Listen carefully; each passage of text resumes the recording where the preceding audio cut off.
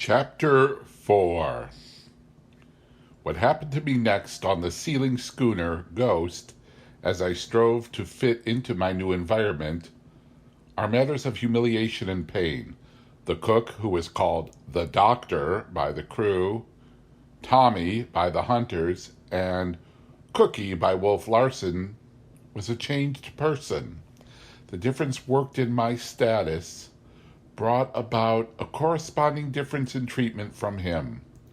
Servile and fawning as he had been before, he was now as domineering and bellicose. In truth, I was no longer the fine gentleman with a skin soft as a, quote, ladies, unquote, but only an ordinary and very worthless cabin boy. He absurdly insisted upon my addressing him as Mr. Mugridge, and his behavior and carriage were insufferable as he showed me my duties. Besides my work in the cabin with its 4 small staterooms, I was supposed to be his assistant in the galley, and my colossal ignorance concerning such things as peeling potatoes or washing greasy pots was a source of unending and sarcastic wonder to him. He refused to take into consideration what I was, or rather, what my life and the things I was accustomed to had been. This was part of the attitude he chose to adopt toward me, and I confessed ere the day was done that I hated him with more lively feelings than I had ever hated anyone in my life before. The first day was made more difficult for me from the fact that the Ghost, under close reefs, terms such as these I did not learn till later, was plunging through what Mr. Mugridge called, quote, "Allen Sou'easter." At 5:30, under his directions, I set the table in the cabin with rough weather trays in place, and then carried the tea and cooked food down from the galley. In this connection, I could not forbear relating my first experience with a boarding sea. "Look sharp, or you'll get doused," was Mr. Mugridge's parting injunction as I left the galley with a big teapot in one hand, and in the hollow of the other arm several loaves of fresh-baked bread. One of the hunters, a tall, loose-jointed chap named Henderson, was going aft at the time from the steerage, the name the hunters facetiously gave their midships sleeping quarters, to the cabin. Wolf Larson was on the poop, smoking his everlasting cigar. "There she comes! Sling your hook!" the cook cried. I stopped, for I did not know what was coming, and saw the galley door slide shut with a bang. Then I saw Henderson leaping like a madman for the main rigging, up which he shot, on the outside, till he was many feet higher than my head. Also, I saw a great wave, curling and foaming, poised far above the rail. I was directly under it. My mind did not work quickly. Everything was so new and strange. I grasped that I was in danger, but that was all. I stood still, in trepidation. Then Wolf Larson shouted from the poop, "Nab, hold something, you hump!" But it was too late. I sprang toward the rigging, to which I might have clung, and was met by the descending wall of water. What happened after that was very confusing. I was beneath the water, suffocating and drowning. My feet were out from under me, and I was turning over and being swept along, I knew not where. Several times I collided against hard objects, once striking my right knee a terrible blow. Then the flood seemed suddenly to subside, and I was breathing the good air again. I had been swept against the galley and around the steerage companionway from the weather side into the lee scuppers. The pain from my hurt knee was agonizing. I could not put my weight on it, or at least I thought I could not put my weight on it. And I felt sure the leg was broken. But the cook was after me, shouting through the lee galley door, "Here, you! Don't take all night about it. Where's the pot? Lost overboard? Served you bloody well right if your neck was broke. I managed to struggle to my feet. The great teapot was still in my hand. I limped to the galley and handed it to him. But he was consumed with indignation, real or feigned. God blind me if you ain't a slob. What are you good for anyway? I like to know, eh? What are you good for anyway? Can't even carry a bit of tea off without losing it. I'll have to boil some more. And what you stiffin' about, he burst out at me with renewed rage. 'Cause you've hurt your poor little leg, poor little mama's darling. I was not sniffling, though my face might well have been drawn and twitching from the pain. But I called up all my resolution, set my teeth, and hobbled back and forth from galley to cabin and cabin to galley without further mishap. Two things I had acquired by my accident: an injured kneecap that went undressed and from which I suffered from weary months, and the name of, quote, hump, end quote, which Wolf Larsen had called me from the poop. Thereafter, fore and aft, I was known by no other name.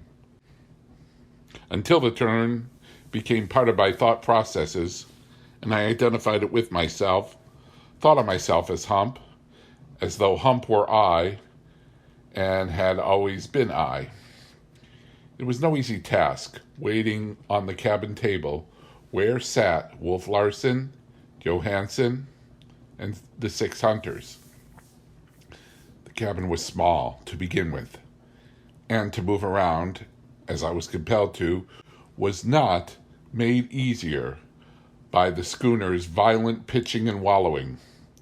But what struck me most forcibly was the total lack of sympathy on the part of the men whom I served.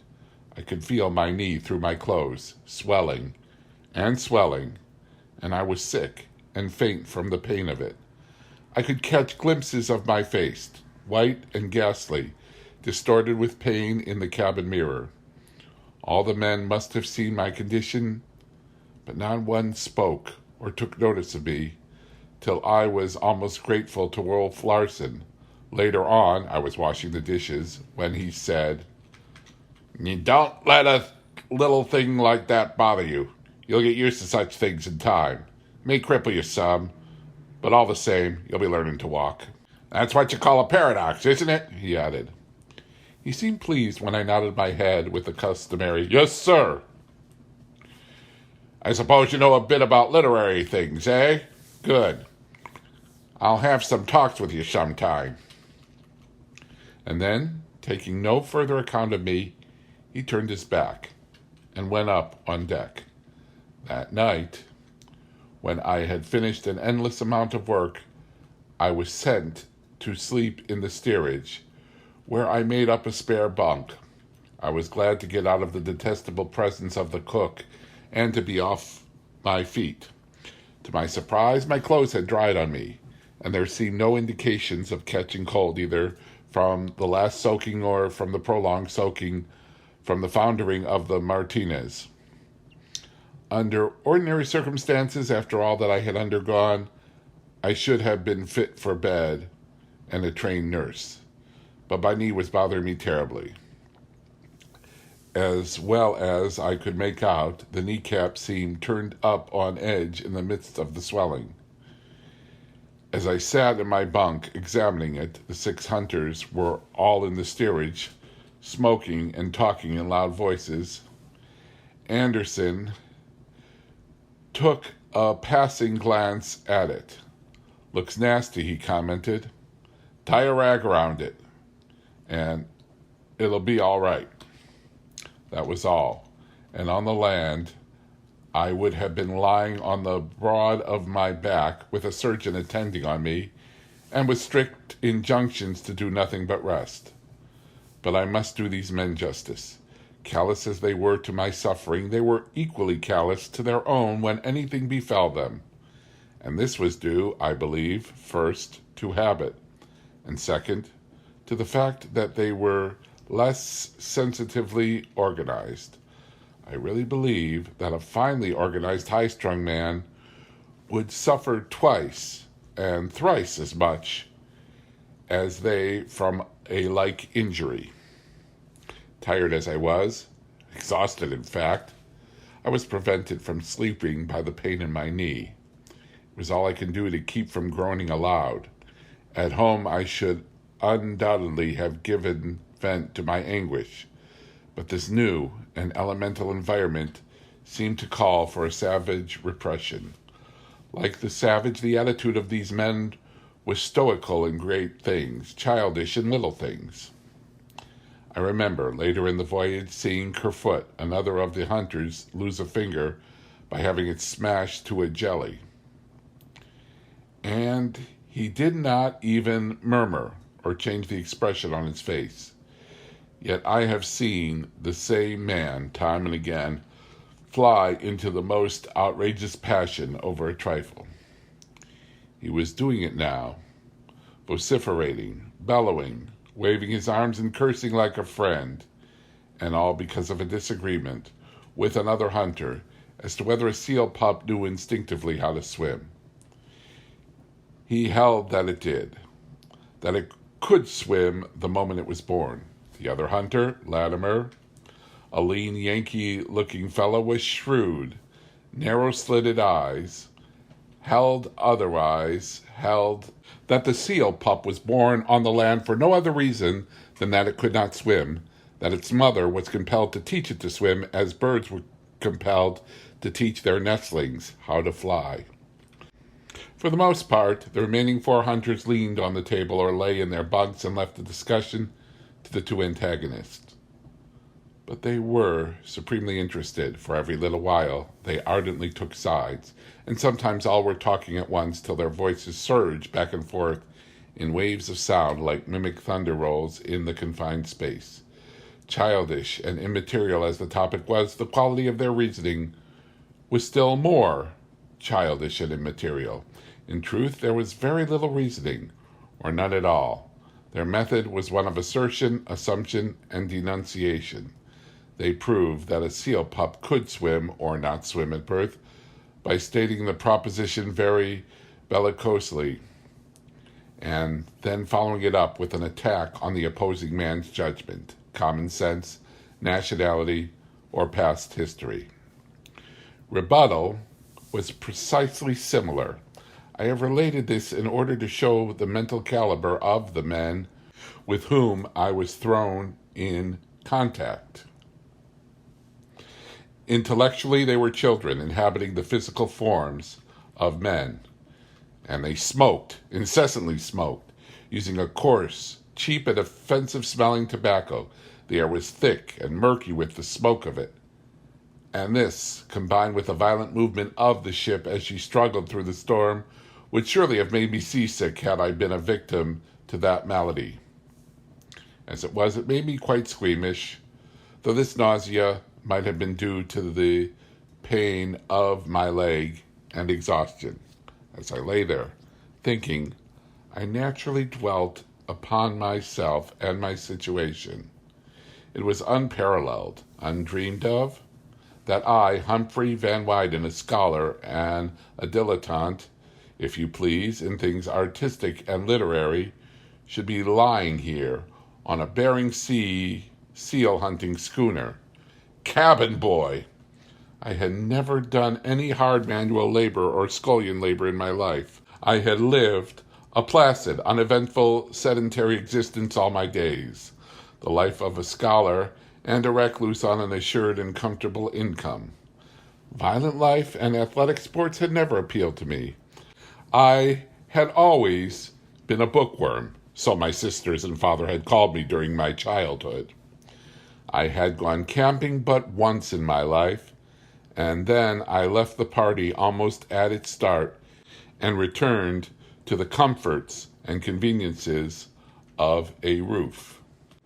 And here I was, with dreary and endless vistas before me of table setting, potato peeling, and dishwashing. And I was not strong. The doctors has always said that I had a remarkable constitution, but I had never developed it, or my body, through exercise.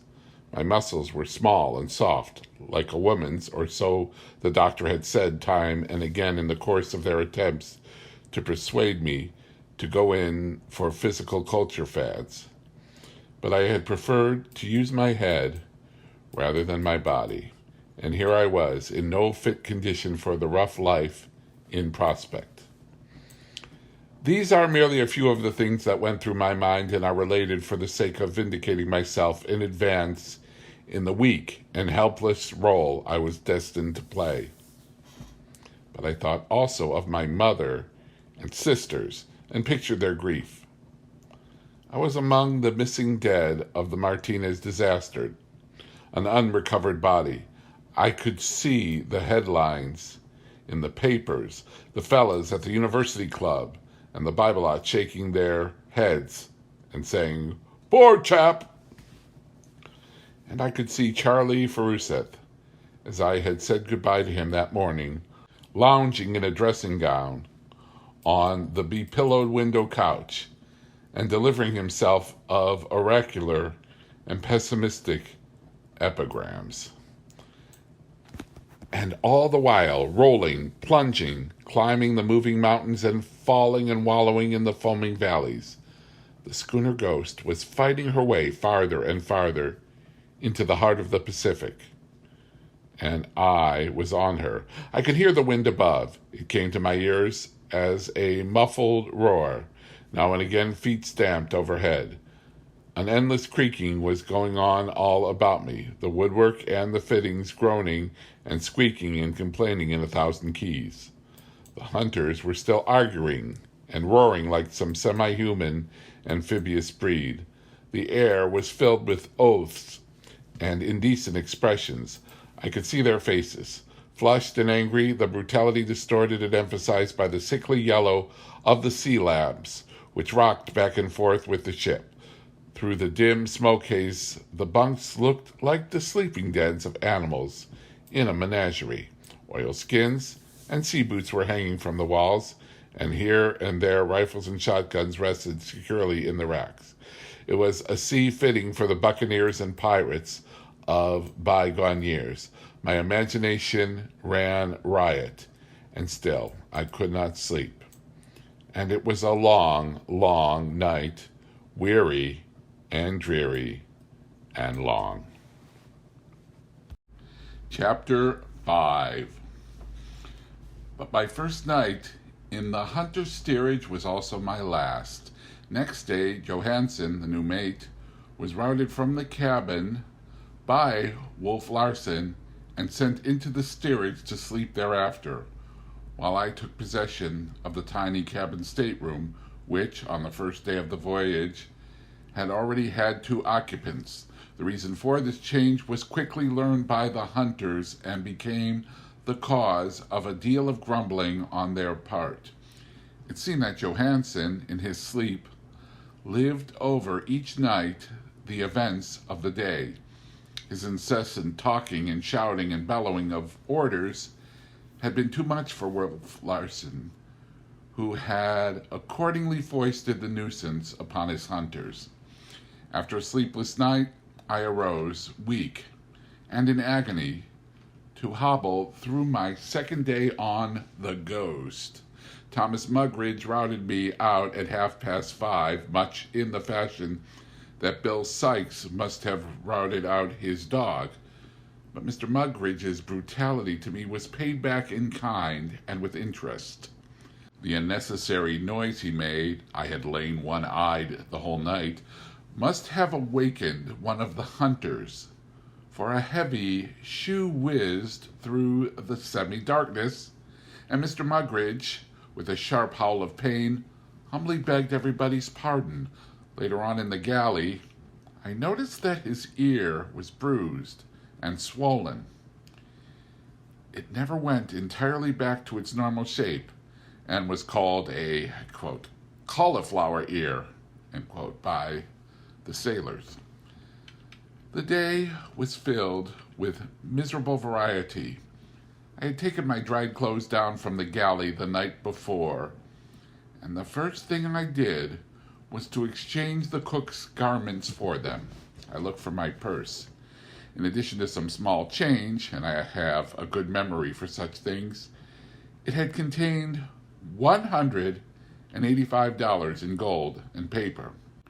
The purse I found, but its contents, with the exception of the small silver, had been abstracted. I spoke to the cook about it, and when I went on deck to take up my duties in the galley, and though I had looked forward to a surly answer, I had not expected the belligerent harangue that I received. "Look here, he began, a malicious light in his eyes and a snarl in his throat. "Do you want your nose punched? You think I'm a thief? Just keep it to yourself, and you'll find how bloody well mistaken you are. Strike me blind if this ain't gratitude for you. Here you come, a poor miserable specimen of human scum, and I takes you in my gallery, treats you handsome, and this is what I get for it.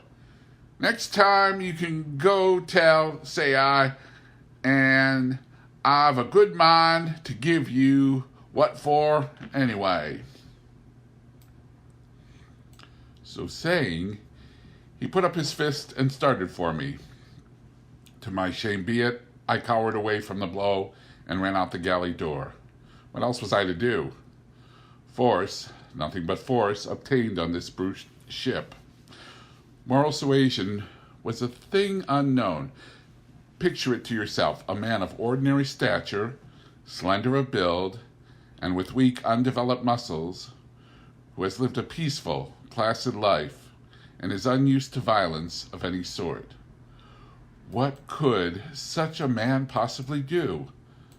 There was no more reason that I should stand and face these human beasts than that I should stand and face an infuriated bull. So I thought it out at the time, feeling the need for vindication and desiring to be at peace with my conscience. But this vindication did not satisfy.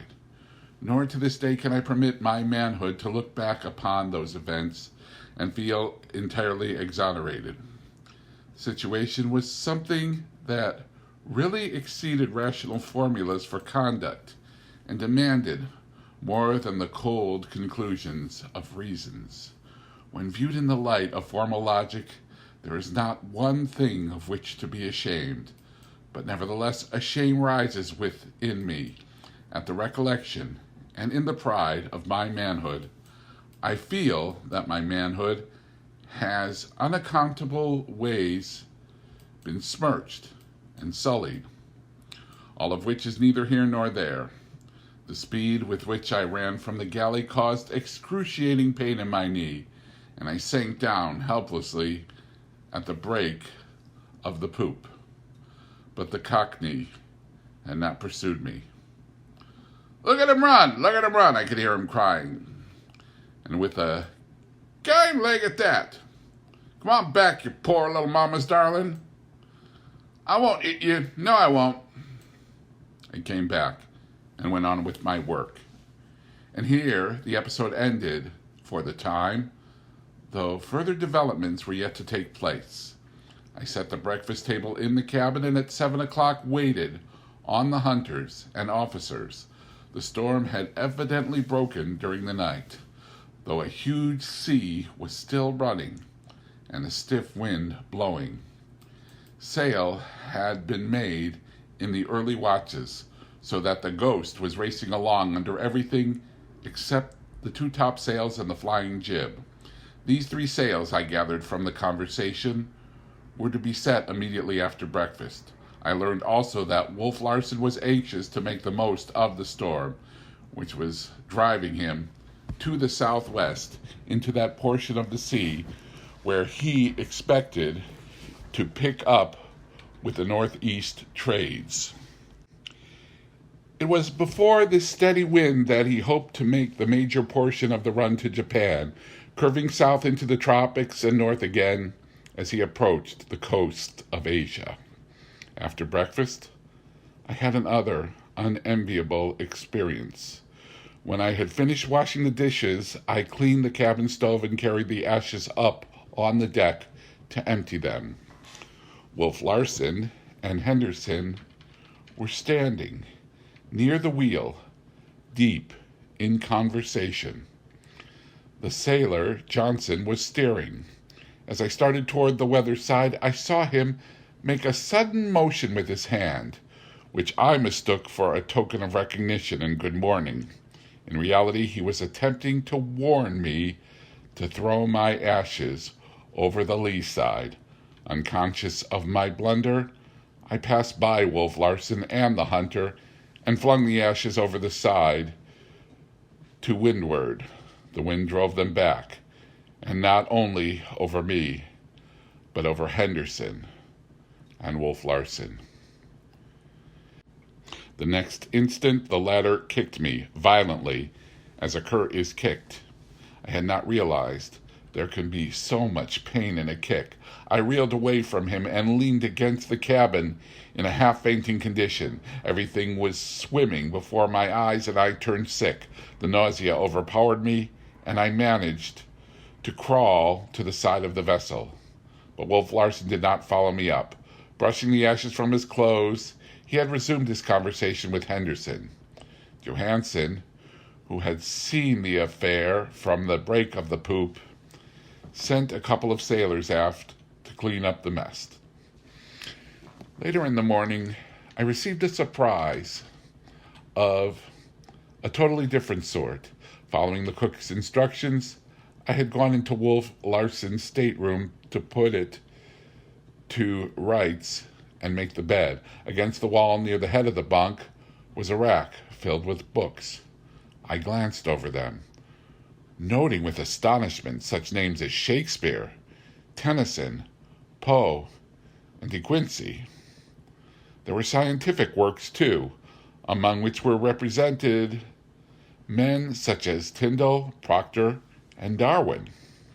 Astronomy and physics were represented, and I remarked Bulfinch's Age of Fable, Shaw's History of English and American Literature, and Johnson's Natural History in 2 large volumes.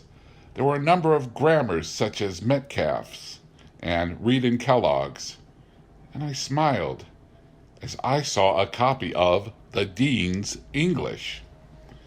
I could not reconcile these books with the man from what I had seen of him, and I wonder if he could possibly read them.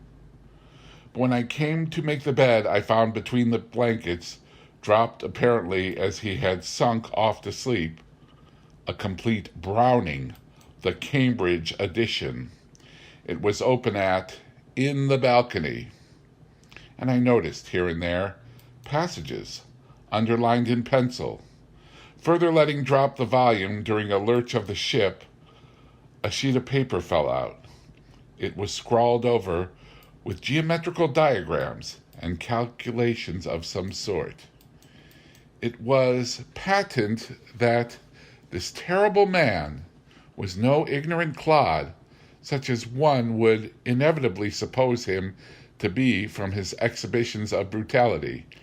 At once, he became an enigma. One side or the other of his nature was perfectly comprehensible, but both sides together were bewildering. I had already remarked that his language was excellent, marred with an occasional slight inaccuracy. Of course, in common speech with the sailors and hunters, it sometimes fairly bristled with errors, which was due to the vernacular itself. But in the few words he had held with me, it had been clear and correct. This glimpse I caught of his other side must have emboldened me, for I resolved to speak to him about the money I had lost. "I have been robbed," I said to him a little later, when I found him pacing up and down the poop alone. "Sir," he corrected, not harshly but sternly. "I have been robbed, sir," I amended. "How did it happen?" he asked. Then I told him the whole circumstance, how my clothes had been left to dry in the galley, and how later I was nearly beaten by the cook when I mentioned the matter. He smiled at my recital. "Pickings," he concluded, cookies pickings. And don't think your miserable life worth the price. Besides, consider it a lesson. You learn in time how to take care of your money for yourself. I suppose up to now your lawyer's done it for you, and your business agent. I can feel the quiet sneer through his words, but demanded, how can I get it back again? That's your lookout. You haven't any lawyer or business agent now, so you have to depend on yourself. When you get $1, hang on to it. A man who leaves his money lying around the way you did deserves to lose it. Besides, you have sinned. You have no right to put temptation in the way of your fellow creatures. You tempted Cookie and he fell. You have placed his immortal soul in jeopardy. By the way, do you believe in the immortal soul? His lids lifted lazily as he asked the question, and it seemed that the deeps were opening to me and that I was gazing into his soul. But it was an illusion. For as it might have seemed, no man has ever seen very far into Wolf Larsen's soul, or seen it at all. Of this I'm convinced. It was a very lonely soul. I was to learn that never unmasked, though at rare moments it played at doing so. I read immortality in your eyes, I answered, dropping the sir. An experiment, for I thought the intimacy of the conversation warranted. He took no notice. By that, I take it, you see something that is alive, but that necessarily does not have to live forever. I read more than that, I continued boldly. And you read consciousness. You read the consciousness of life, that it is alive, but still no further away, no endlessness of life. How clearly he thought, and how well he expressed what he thought. From regarding me curiously, he turned his head and glanced out over the laden sea to windward. A bleakness came into his eyes, and the lines of his mouth grew severe and harsh. He was evidently in a pessimistic mood. To what end? He demanded abruptly, turning back to me. If I am immortal, why? I halted. How could I explain my idealism to this man?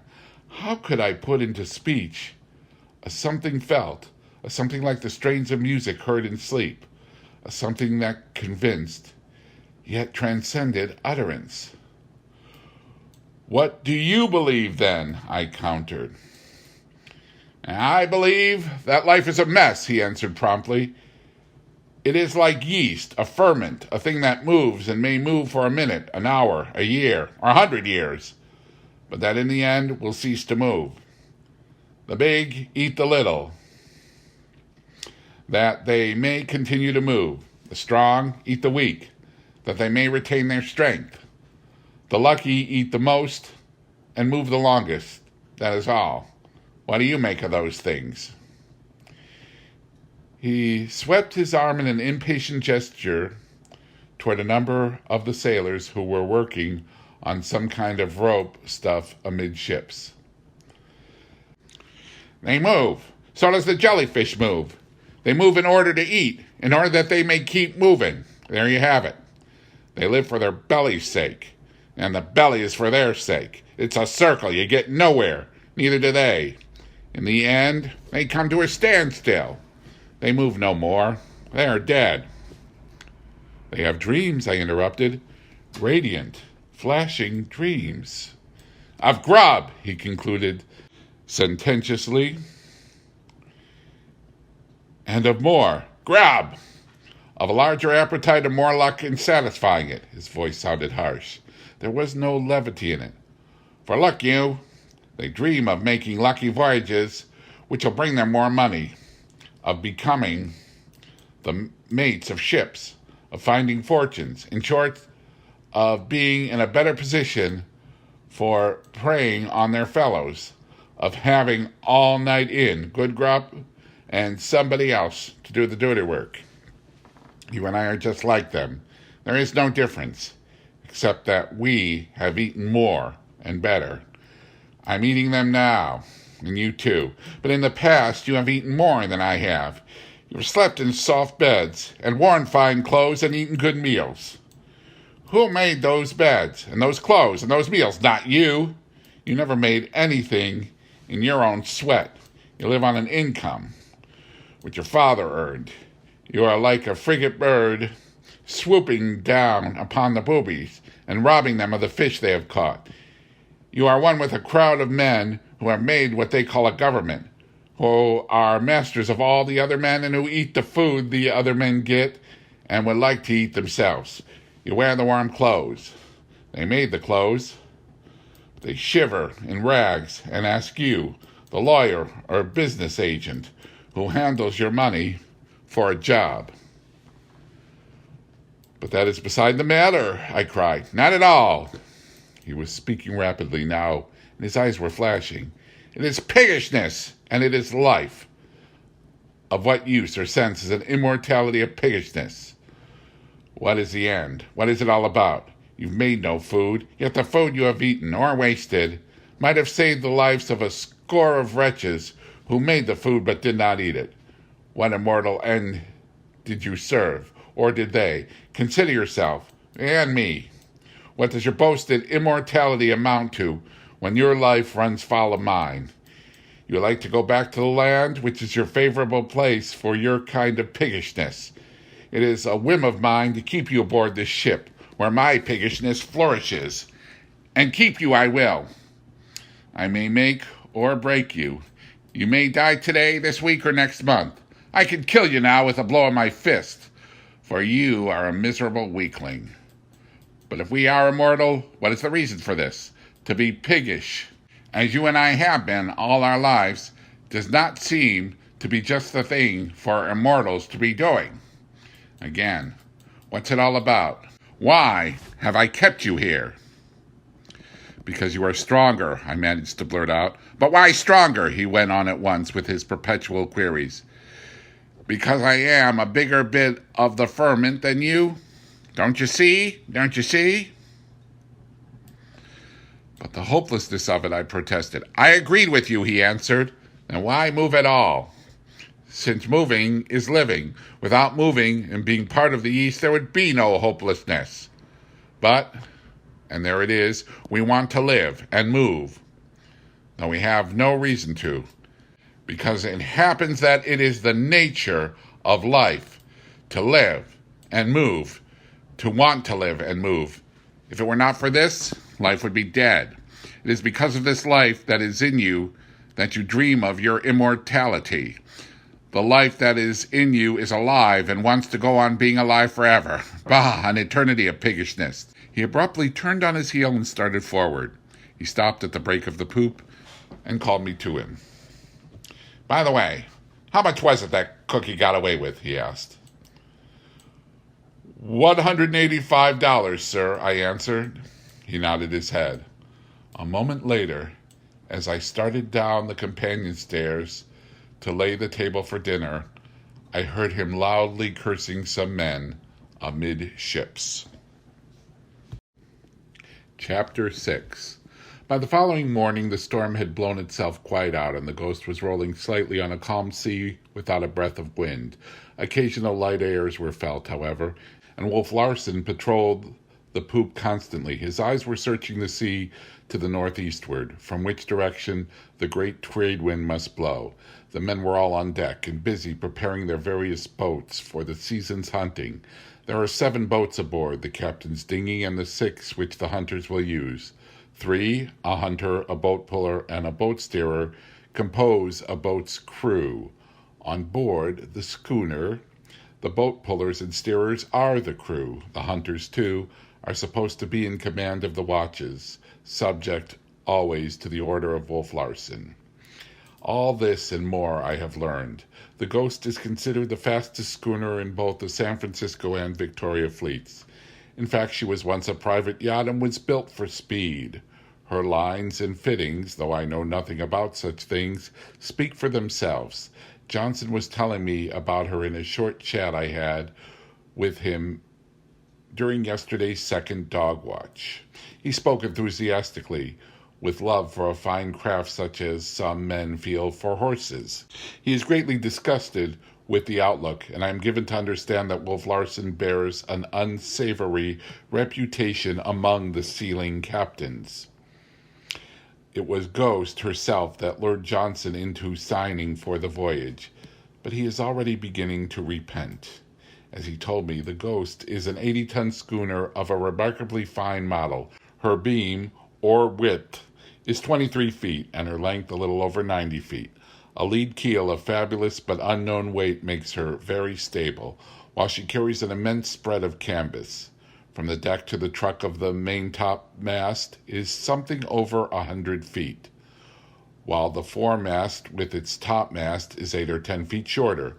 I am giving these details so that the size of this little floating world, which holds 22 men, may be appreciated.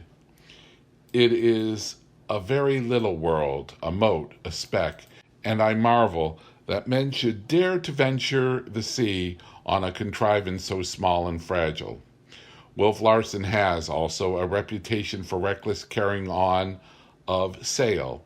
I overheard Henderson and another of the hunters, Standish, a Californian, talking about it. 2 years ago, he dismasted the Ghost in a gale on Bering Sea, whereupon the present masts were put in, which are stronger and heavier in every way. He is said to have remarked when he put them in that he preferred turning her over to losing the sticks.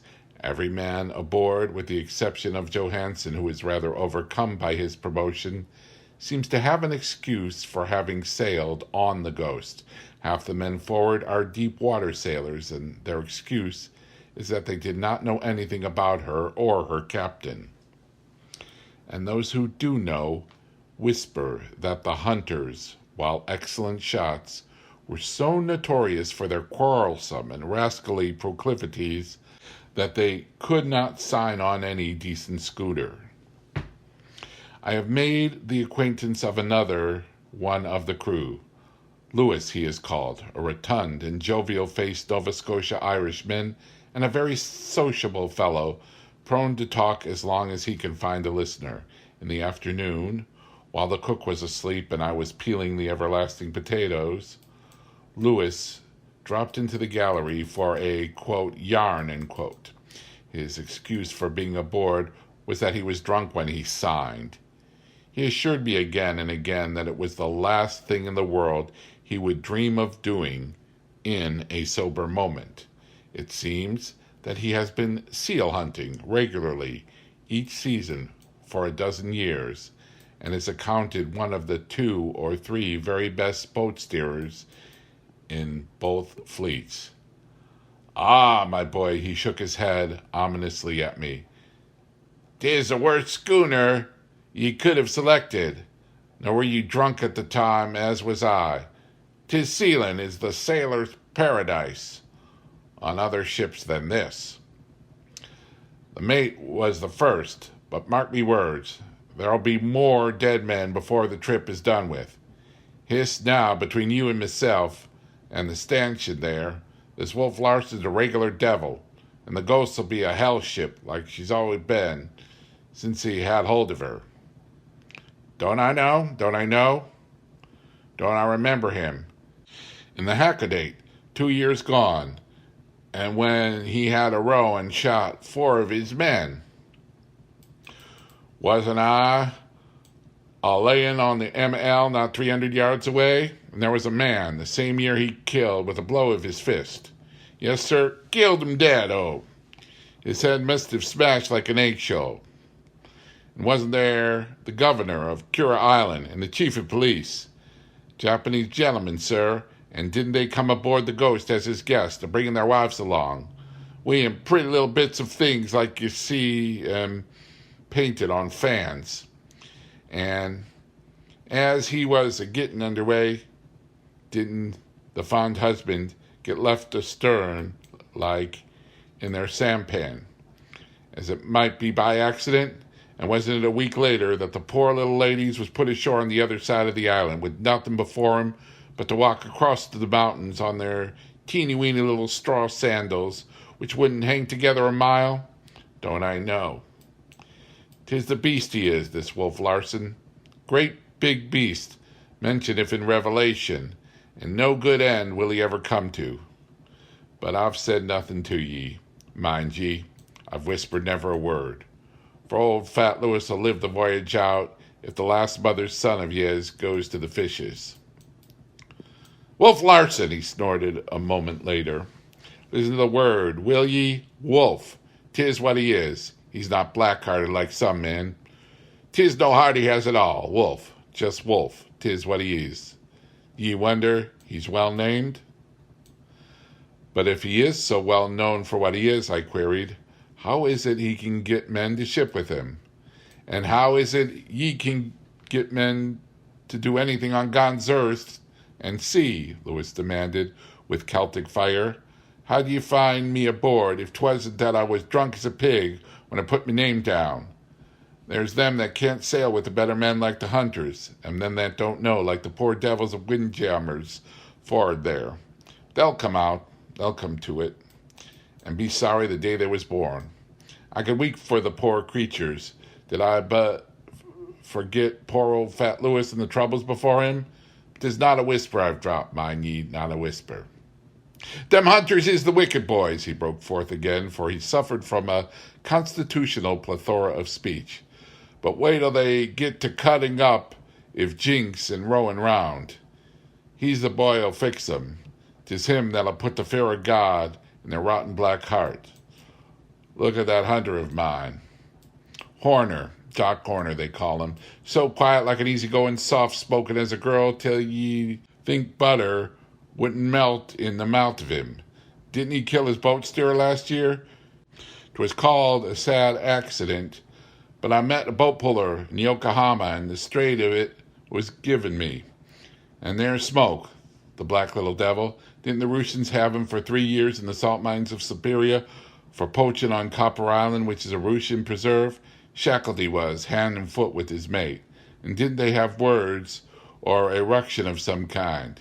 For 'twas the other fellows Smoke sent up in the buckets to the top of the mine.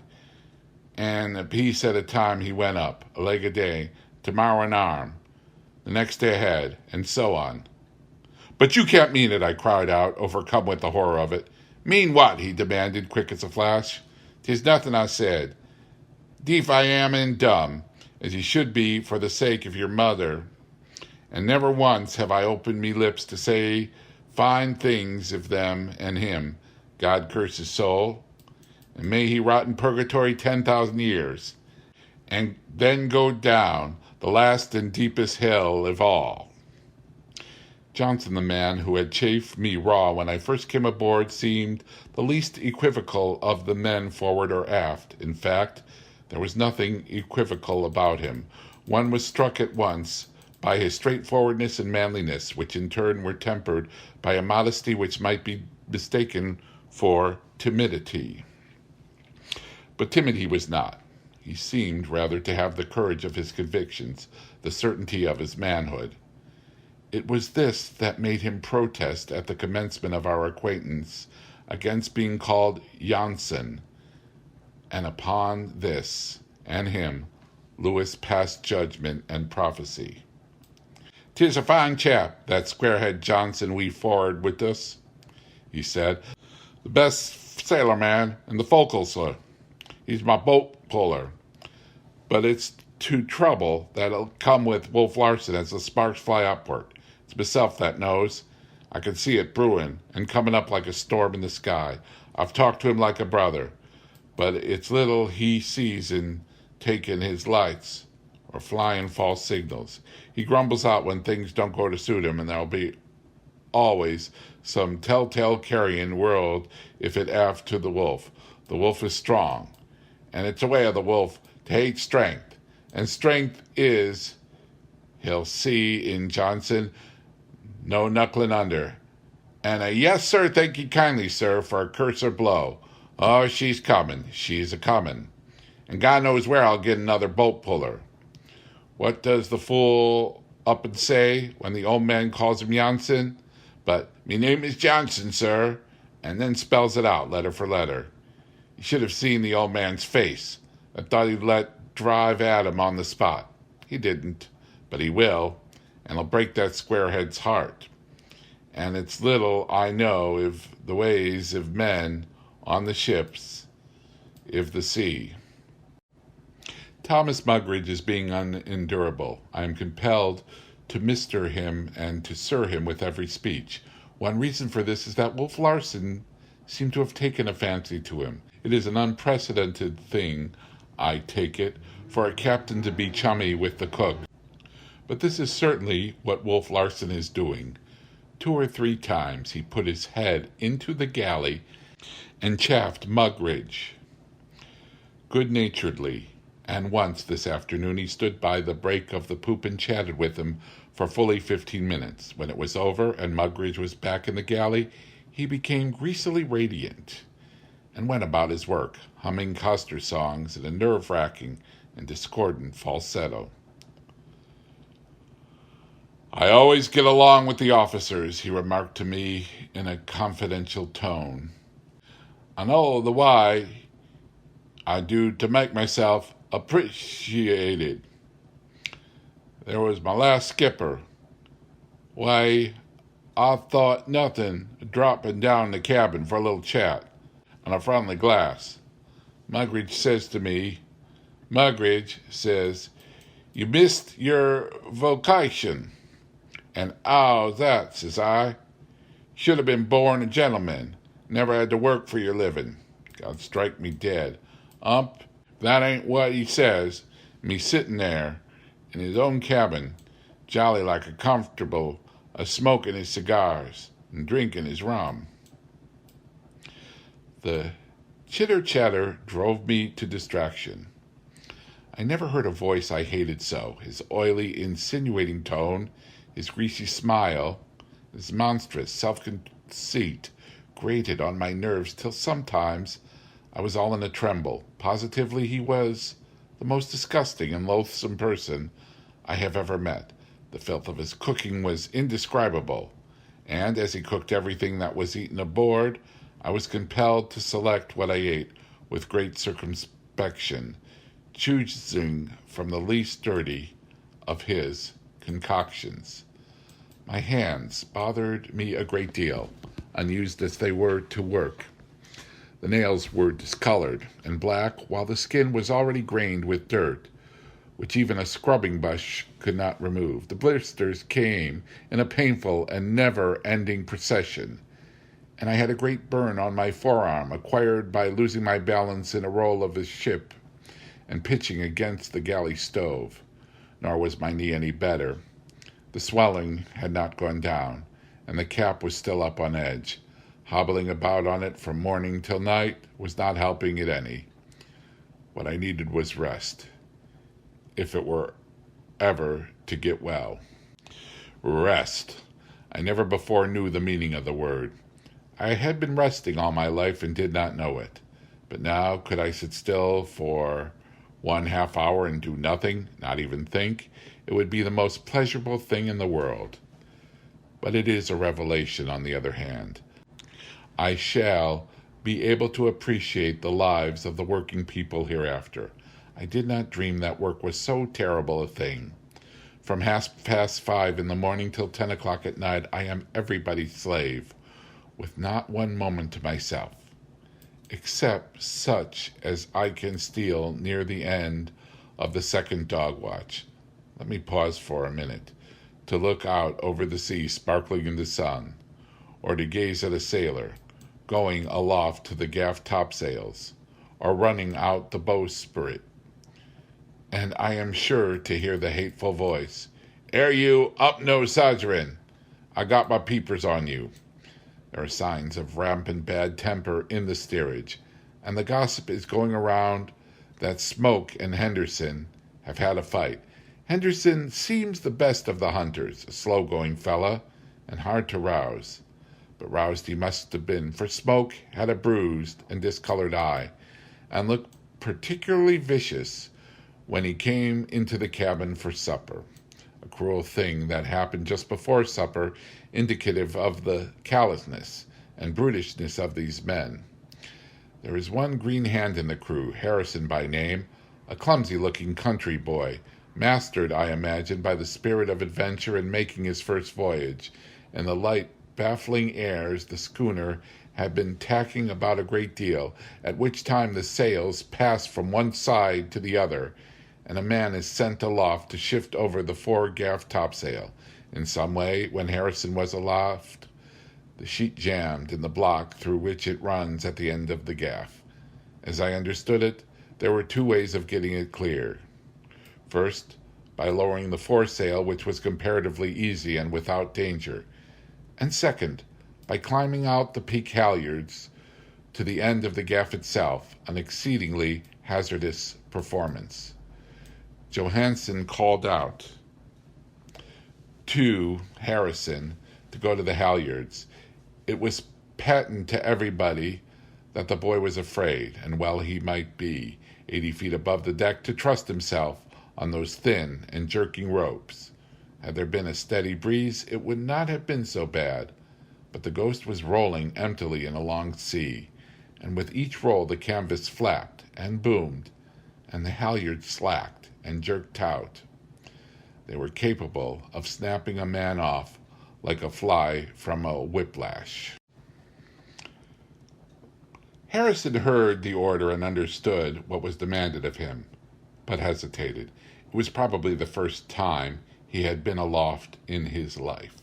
Johansen, who had caught the contagion of Wolf Larsen's masterfulness, burst out with a volley of abuse and curses. "That'll do, Johansen," Wolf Larsen said brusquely. "I'll have you know that I do the swearing on this ship.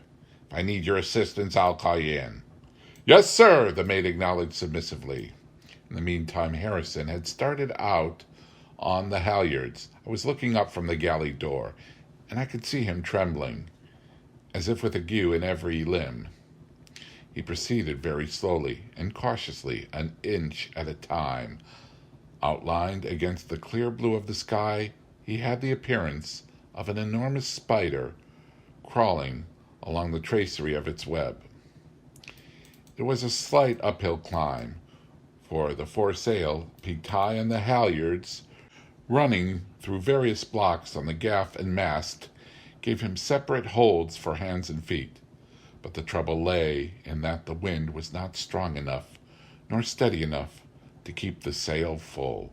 When he was halfway out, the Ghost took a long roll to windward and back again into the hollow between two seas. Harrison ceased his progress and held on tightly. 80 feet beneath, I could see the agonized strain of his muscles as he gripped for very life. The sail emptied and the gaff swung amidships. The halyards slackened, and though it all happened very quickly, I could see them sag beneath the weight of his body. Then the gag swung to the side. With an abrupt swiftness, the great sail boomed like a cannon, and the 3 rows of reef points slatted against the canvas like a volley of rifles. Harrison, clinging on, made the giddy rush through the air. The rush ceased abruptly. The halyards became instantly taut. It was the snap of the whip. His clutch was broken. One hand was torn loose from its hold. The other lingered desperately for a moment and followed.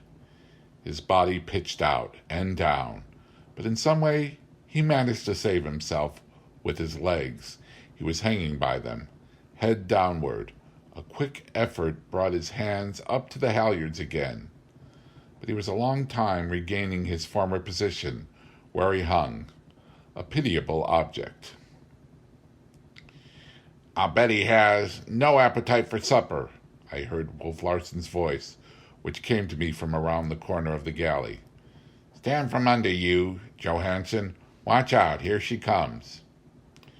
In truth, Harrison was very sick, as a person is seasick.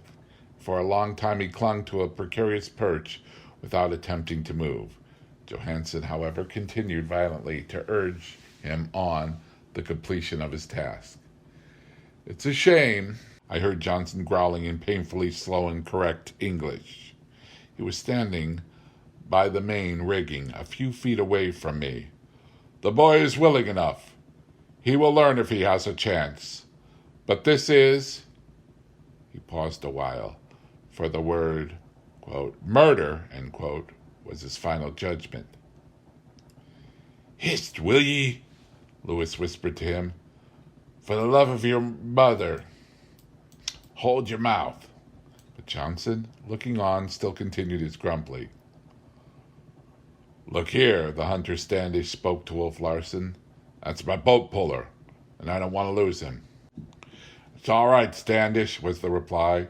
"He's your boat puller when you've got him in the boat, but he's my sailor when I have him aboard, and I'll do what I damn well please with him." "But that's no reason," Standish began in a torrent of speech. "That'll do. Easy as she goes," Wolf Larsen counseled back.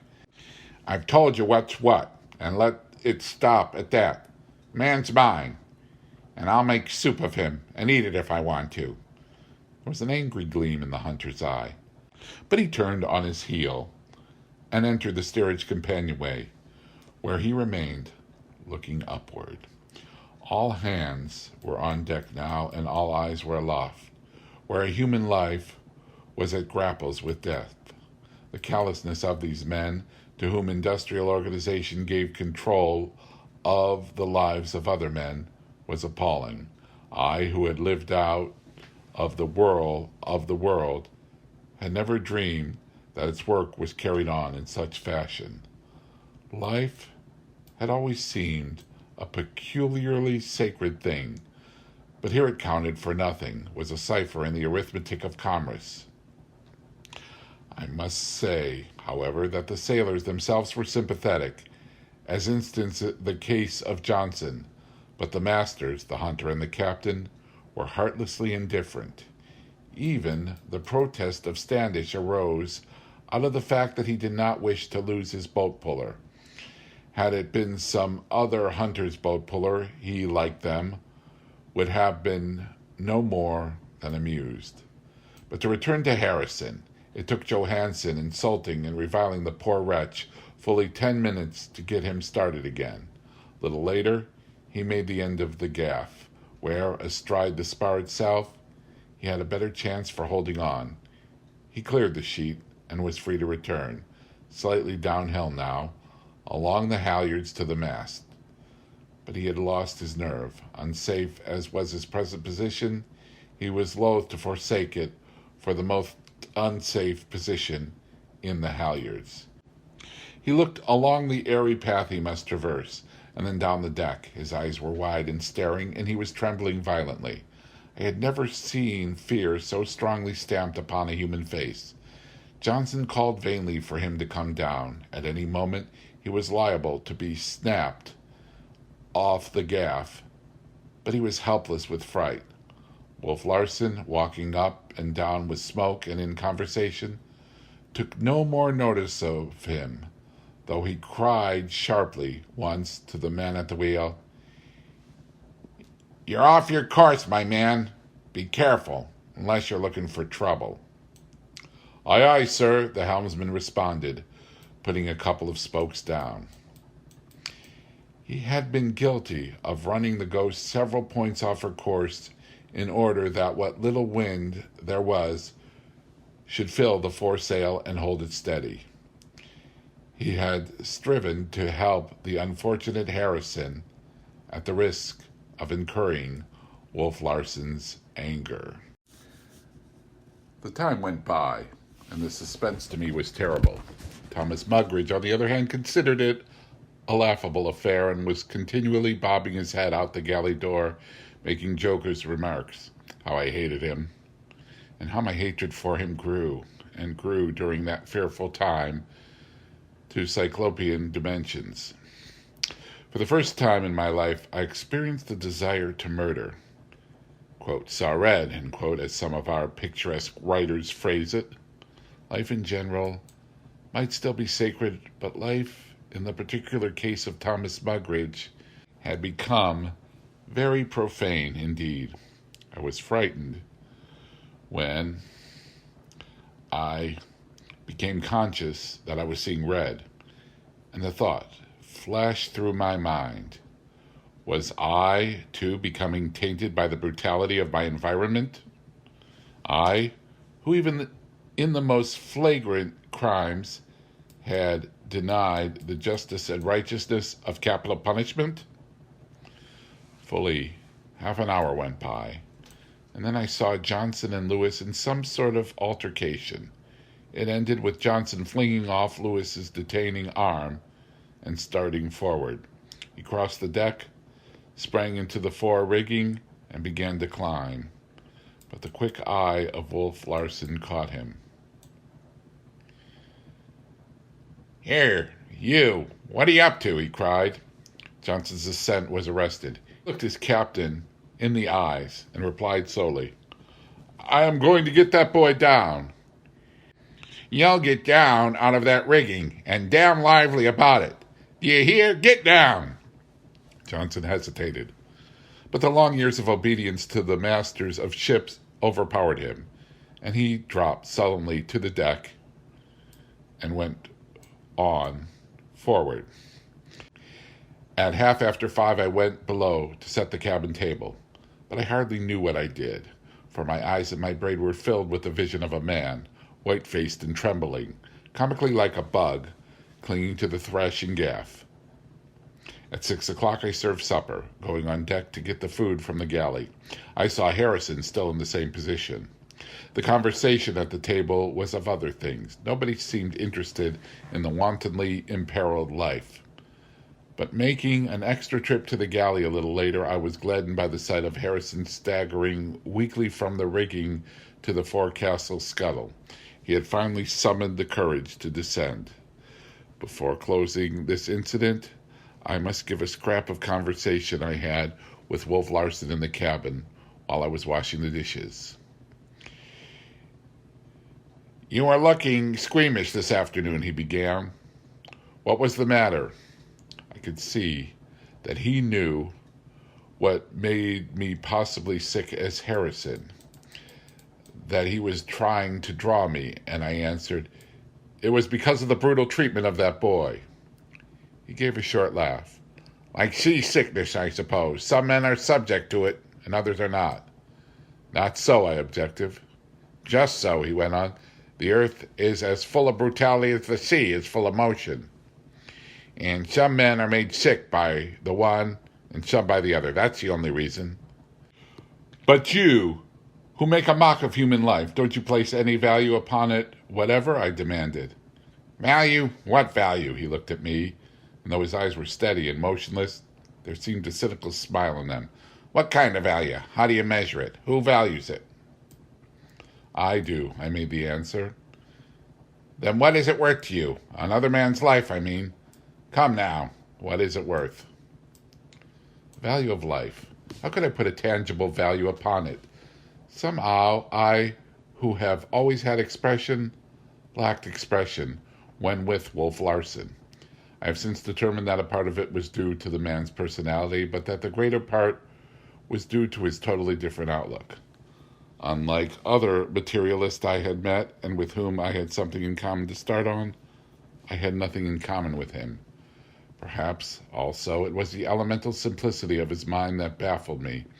He drove so directly to the core of the matter, divesting a question always of all superfluous detail, and with such an air of finality, that I seemed to myself struggling in deep water, with no footing under me.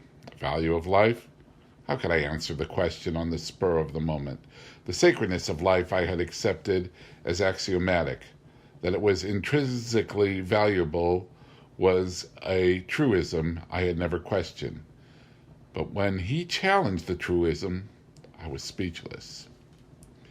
"We were talking about this yesterday," he said, "and how that life was a ferment, a yeasty something which devoured life that it might live, and that living was merely successful piggishness. Well, if there's anything in supply and demand, life is the cheapest thing in the world.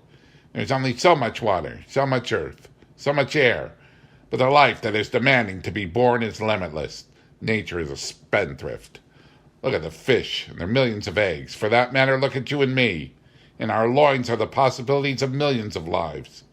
Could we but find time and opportunity and utilize the last bit and every bit of the unborn life that is in us, we can become the fathers of nations and populate continents. Life, it has no value. Of cheap things, it is the cheapest. Everywhere it goes begging, nature spells it out with a lavish hand. Where there is room for one life, she sows 1,000 lives.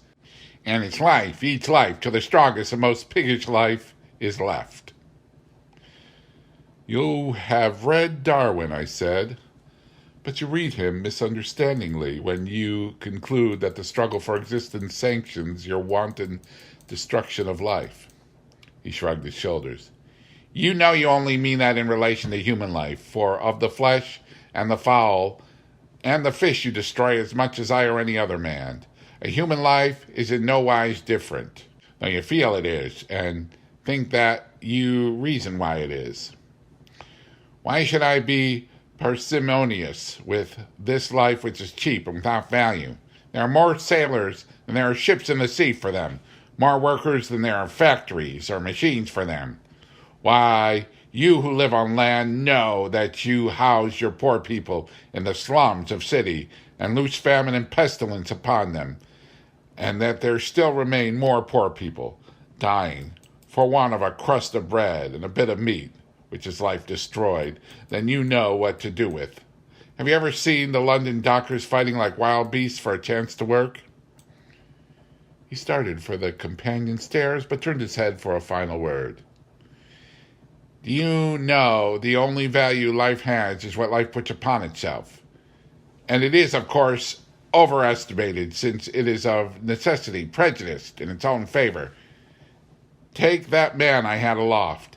He held on as if he were a precious thing, a treasure beyond diamonds or rubies. To you, no. To me, not at all. To himself, yes. But I do not accept his estimate. He sadly overrates himself. There's plenty more life demanding to be born. Had he fallen and dripped his brains upon the deck like honey from the comb, there would have been no loss to the world. He was worth nothing to the world. The supply is too large. To himself only was he of value, and to show how fictitious even this value was, being dead, he's unconscious that he has lost himself. He alone rated himself beyond diamonds and rubies. Diamonds and rubies are gone, spread out on the deck to be washed away by a bucket of seawater, and he does not even know that the diamonds and rubies are gone. He does not lose anything, for with the loss of himself he loses the knowledge of loss, don't you see? And what have you to say? That you are at least consistent was all I could say, and I went on, washing the dishes.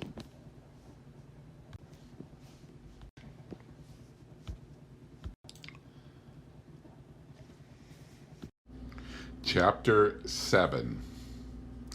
At last, after 3 days of variable winds, we have caught the northeast trades. I came on deck after a good night's rest, in spite of my poor knee, to find the Ghost foaming along, wing and wing, and every sail drawing except the jibs, with a fresh breeze astern. Oh, the wonder of the great trade wind! All day we sailed, and all night, and the next day, and the next, day after day, the wind always astern and blowing steadily and strong. The schooner sailed herself. There was no pulling and hauling on sheets and tackles, no shifting of topsails, no work at all for the sailors to do except to steer. At night, when the sun went down, the sheets were slackened. In the morning, when they yielded up the damp of the dew and relaxed, they were pulled tight again. And that was all. 10 knots, 12 knots, 11 knots, varying from time to time, is the speed we are making. And ever out of the northeast the brave wind blows, driving us on our course 250 miles between the dawns. It saddens me and gladdens me, the gait with which we are leaving San Francisco behind, and with which we are foaming down upon the tropics. Each day grows perceptibly warmer. In the second dog watch, the sailors come on deck, stripped, and heave buckets of water upon one another from overside. Flying fish are beginning to be seen, and during the night, the watch above scrambles over the deck in pursuit of those that fall aboard. In the morning, Thomas Mugridge, being duly bribed, the galley is pleasantly areek with the odor of their frying, while dolphin meat is served fore and aft on such occasions as Johnson catches the blazing beauties from the bowsprit end. Johnson seems to spend all his spare time there or aloft at the cross trees, watching the ghosts cleaving the water under the press of sail. There is passion, adoration in his eyes, and he goes about it a sort of trance, gazing in ecstasy at the swelling sails, the foaming wake, and the heave and the run of her over the liquid mountains that are moving with us in stately procession. The days and nights are, quote, all a wonder and a wild delight, end quote, and though I have little time from my dreary work, I steal odd moments to gaze at the unending glory of what I never dreamed the world possessed. Above the sky is stainless blue, blue as the sea itself, which under the forefoot is of the color of sheen of azure satin. All around the horizon are pale, fleecy clouds, never changing, never moving, like a silver setting for the flawless turquoise sky. I do not forget one night when I should have been asleep of lying on the forecastle head and gazing down at the spectral ripple of foam thrust aside by the ghost's forefoot. It sounded like the gurgling of a brook over mossy stones in some quiet dell, and the crooning song of it lured me away and out of myself till I was no longer Hump the cabin boy, nor Van Wyden, the man who had dreamed away 35 years among books, but a voice behind me, the unmistakable voice of Wolf Larsen, strong with the invincible certitude of the man and mellow with the appreciation of the words he was quoting, aroused me. Oh, the blazing tropic night, when the wakes a welt of light, that holds the hot sky tame, and the steady 4-foot snores through the planet-powdered floors, where the sacred whale flukes in flame. Her plates are scarred by the sun, dear lass, and her ropes are taut with the dew. For we're booming down on the old trail, our own trail, the out trail. We're sagging south on the long trail, the trail that is always new. Hey, Hump, how's it strike you? He asked, after the due pause, which words and setting demanded. I looked into his face. It was aglow with light, as the sea itself, and the eyes were flashing in the sunshine. It strikes me as remarkable, to say the least, that you should show enthusiasm, I answered coldly. Why, man, it's living, it's life, he cried. Which is a cheap thing and without value, I flung his words at him. He laughed, and it was the first time I had heard honest mirth in his voice. I cannot get you to understand, cannot drive it into your head what a thing this life is. Of course, life is valueless, except to itself. And I can tell you that my life is pretty valuable just now to myself. It is beyond price, which you will acknowledge is a terrific overrating, but which I cannot help, for it is the life that is in me that makes the rating. He appeared waiting for the words with which to express the thought that was in him, and finally went on. You know, I am filled with a strange uplift. I feel as if all time were echoing through me, as though all powers were mine. I know truth, divine good from evil, right from wrong. My vision is clear and far. I can almost believe in God, but, and his voice changed, and the light went out of his face. What is this condition in which I find myself? This joy of living, this exaltation of life, this inspiration, I may well call it. It is what comes when there is nothing wrong with one's digestion, when his stomach is in trim and his appetite has an edge and all goes well. It is the bribe for living, the champagne of the blood, the effervescence of the ferment that makes some men think holy thoughts and other men to see God or to create him when they cannot see him.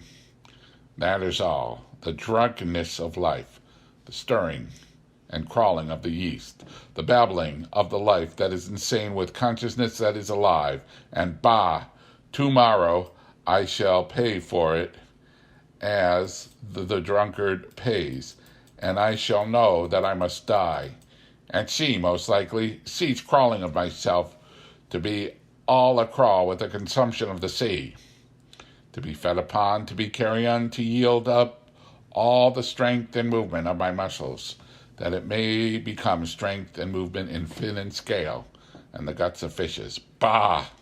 And bah again. The champagne is already flat. The sparkle and bubble has gone out, and it is a tasteless drink. He left me as suddenly as he had come, springing to the deck with the weight and softness of a tiger. The ghost plowed on her way. I noted the gurgling forefoot was very like a snore, and as I listened to it, the effect of Wolf Larson's swift rush from sublime exaltation to despair slowly left me. Then some deep-water sailor from the waist of the ship lifted a rich tenor voice in the Song of the Trade Wind. Oh, I am the wind the seamen love. I am steady and strong and true. They follow my truck by the clouds above, or the fathomless tropic blue. Through daylight and dark, I follow the bark. I keep like a hound on her trail. I'm strongest at noon, yet under the moon I stiffen the bunt of her sail.